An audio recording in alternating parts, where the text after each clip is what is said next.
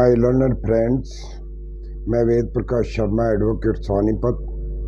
सबसे पहले मैं आपको दीपावली पर्व की शुभकामनाएं देता हूं। और आज मेरा विषय किसी व्यक्ति को गिरफ्तार करने पर उसके क्या अधिकार हमारे संविधान में दिए गए हैं उस बारे में चर्चा करेंगे। दोस्तों, किसी व्यक्ति को गिरफ्तार करने से उसको क्या क्या अधिकार हमारे संविधान के तहत प्राप्त हैं, क्योंकि हमारे संविधान के अनुसार किसी व्यक्ति को इंसान के रूप में माना जाना चाहिए। इस तथ्य के बावजूद कि ऐसा व्यक्ति कोई अपराधी है, आरोपी व्यक्तियों को कुछ अधिकार भी दिए गए हैं। इनमें से अधिकांश जिनमें से मूल भारतीय संविधान में पाए जाते हैं।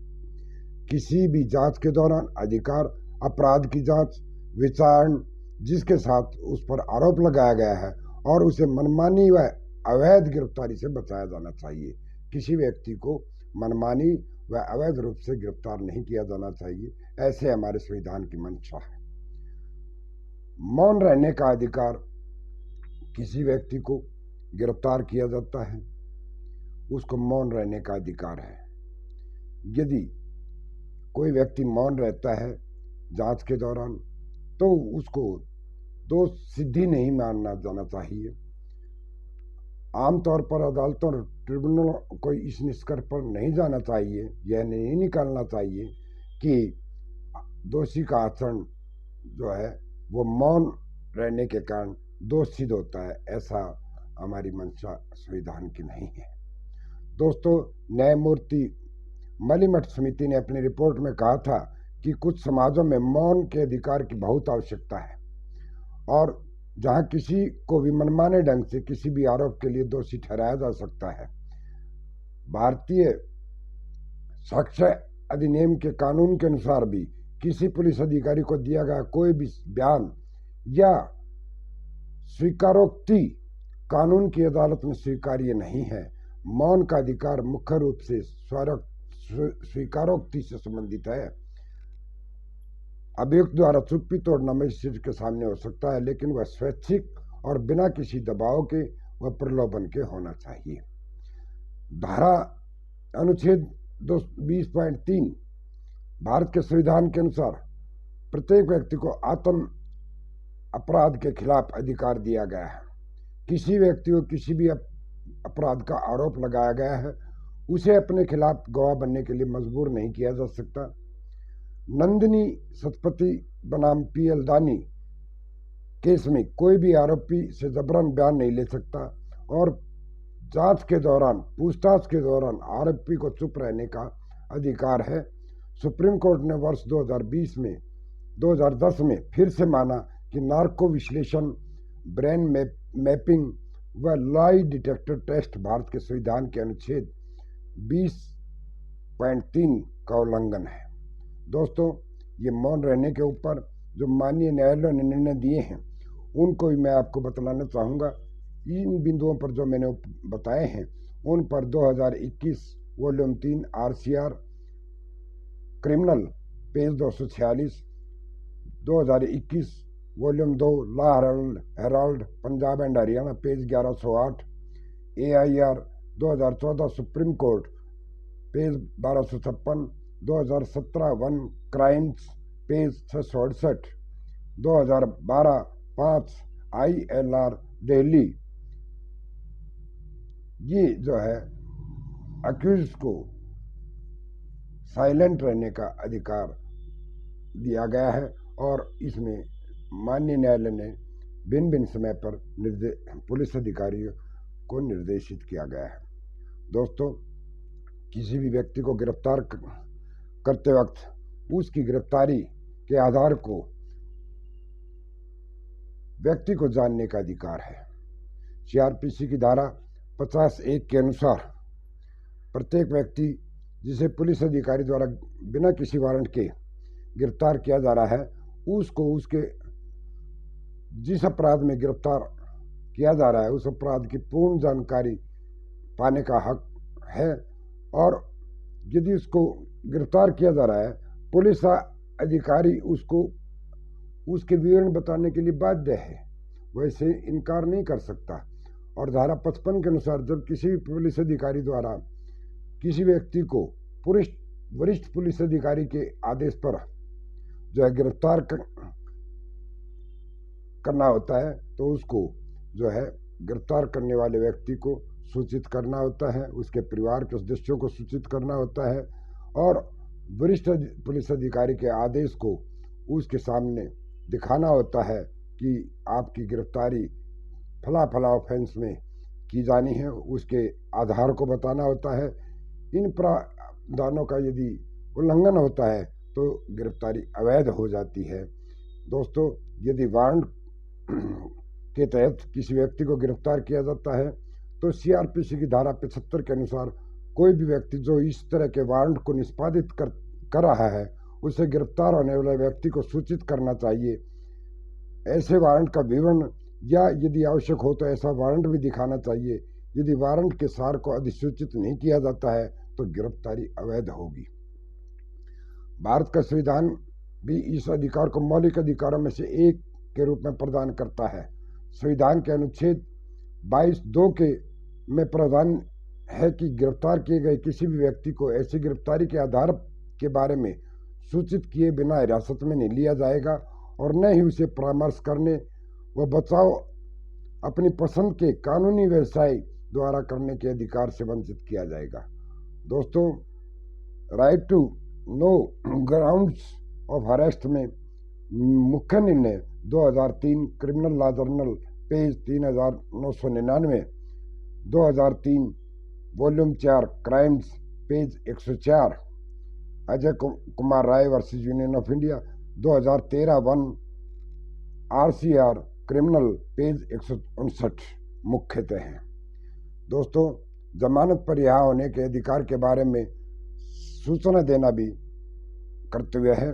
कोई भी व्यक्ति जिसे बिना वारंट के गिरफ्तार किया जाना है या गैर जमानती अपराध का आरोपी नहीं है तो उसे पुलिस अधिकारी द्वारा सूचित किया जाना चाहिए कि वह जमानत राशि के भुगतान पर जमानत पर रिहा होने का हकदार है।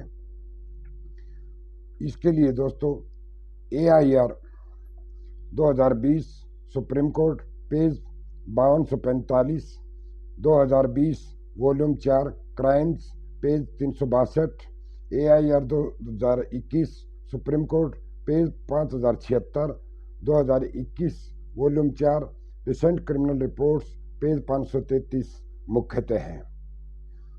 यह प्रावधान उन लोगों की मदद करता है जो जमानती अपराधों के लिए गिरफ्तार किए गए हैं और उन्हें जमानत पर रिहा होने के अपने अधिकार के बारे में जानकारी नहीं है।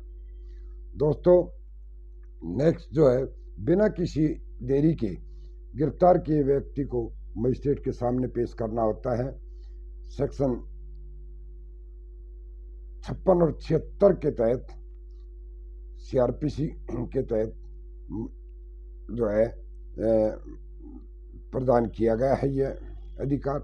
इस गिरफ्तारी वारंट के साथ या बिना वारंट की गिरफ्तारी की गई है, इस तरह की गिरफ्तारी करने वाले व्यक्ति को बिना किसी अनावश्यक देरी के गिरफ्तार व्यक्ति को न्यायिक अधिकारी के सामने लाना होगा। इसके अलावा गिरफ्तार व्यक्ति को मजिस्ट्रेट के पास ले जाने से पहले उसे केवल पुलिस थाने में और रखना होगा और कहीं नहीं रखना होगा। CRPC धारा 56 में कहा गया है, गिरफ्तार व्यक्ति को मजिस्ट्रेट या पुलिस के प्रभारी अधिकारी के समक्ष ले जाना। एक पुलिस अधिकारी बिना वारंट के गिरफ्तारी करता है, बिना अनावश्यक देरी के और जमानत के रूप में उसमें निहित प्रावधानों के अधीन गिरफ्तार व्यक्ति को एक के पहले ले जाएगा या भेज देगा। मामले में आधिकारिकता रखने वाले मजिस्ट्रेट या पुलिस थाने के प्रभारी अधिकारी के समक्ष पेश करेगा।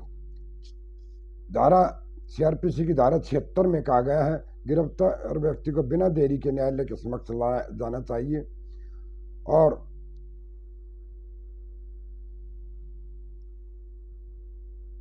धारा 76 में जो है यह भी उल्लेख किया गया कि ऐसा विलंब किसी मामले में 24 घंटे से अधिक नहीं होगा।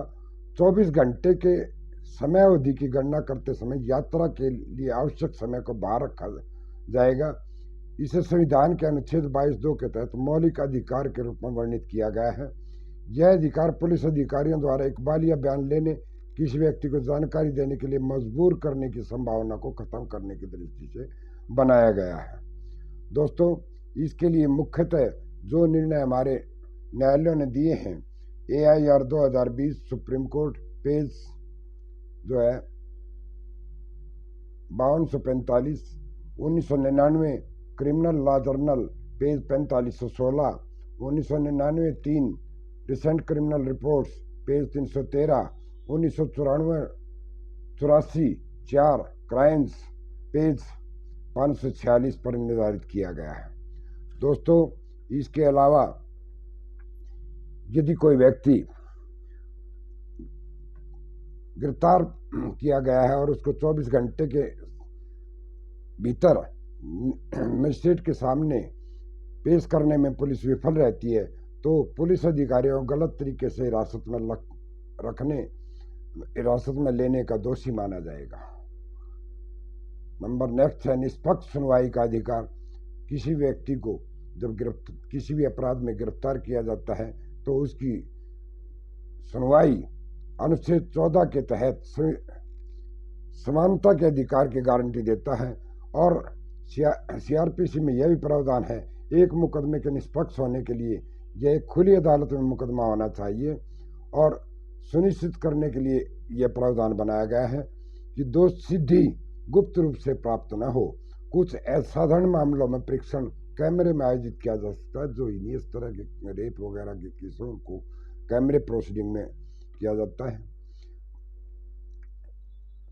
भारत के संविधान द्वारा एक त्वरित परीक्षण का अधिकार, हालांकि इस अधिकार का संविधान में विशेष रूप से उल्लेख नहीं किया गया है। हुसैनारा खातून मामले में सुप्रीम कोर्ट ने यह अनिवार्य कर दिया है कि मुकदमे की जांच जितनी जल्दी हो सके की जानी चाहिए।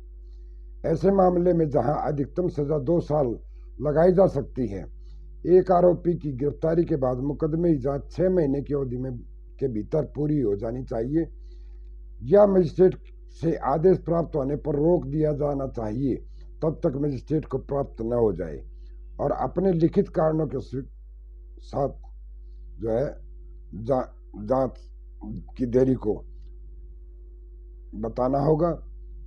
ये जो है निष्पक्ष सुनवाई के जो है आपको अधिकार दिया गया है। निष्पक्ष सुनवाई के लिए जो माननीय न्यायालयों ने निर्णय दिए हैं, उनमें 2022 का ही माननीय उच्चतम न्यायालय का फैसला केतन कांति लाल सेठ वर्सेस स्टेट ऑफ गुजरात जो 9/9/22 को डिसाइड हुआ। इसी प्रकार 2022 volume 8 scales page 753 Supreme Court Jayprakash Tiwari versus state of MP 4/8/22 को डिसाइड हुआ। Varsha Garg versus state of MP Supreme Court द्वारा ही किया गया निर्णय, इसका भी 8/8/2022 को हुआ।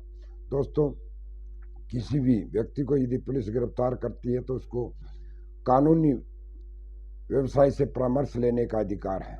ऐसा हमारे संविधान में के अनुच्छेद 22(1) में मौलिक अधिकार के रूप में प्रतिस्थापित किया गया है। भारतीय दंड संहिता की धारा 50(3) में यह भी कहा गया, जिस व्यक्ति के खिलाफ कार्रवाई शुरू की गई उसे अपनी पसंद के प्लीडर द्वारा बचाव का अधिकार है। वह व्यक्ति गिरफ्तार होते ही शुरू हो जाता है। वकील के साथ परामर्श पुलिस अधिकारी की उपस्थिति में भी हो सकता है, लेकिन उसकी सुनवाई के भीतर नहीं। दोस्तों, इसके लिए जो है मुख्य रूप से AIR 2020 Supreme Court page 5592 full bench का डिसीजन है Toofan Singh versus state of Tamil Nadu का।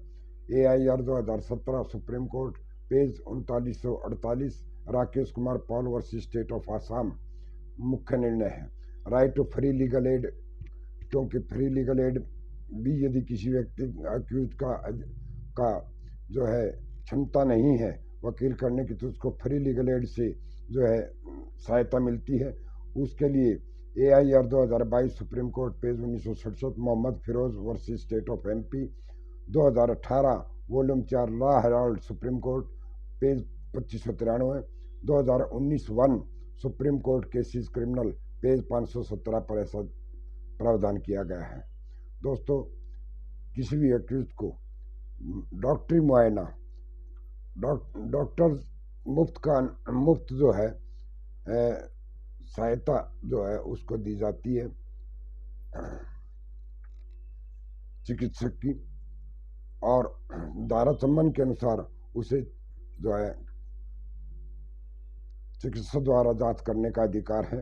इसके लिए 2022 criminal law journal page 1127, 2021 DLT page 122, Ram Udagar Mahato versus state, ये दिल्ली हाई कोर्ट का डिसीजन है। दोस्तों, मैंने जो एक अक्यूज को जो अधिकार है उसके बारे में जानकारी दी। आशा है आपको जो है पसंद आएगी। आप लाइक करें, शेयर करें, सब्सक्राइब करें। जय हिंद, जय भारत, धन्यवाद।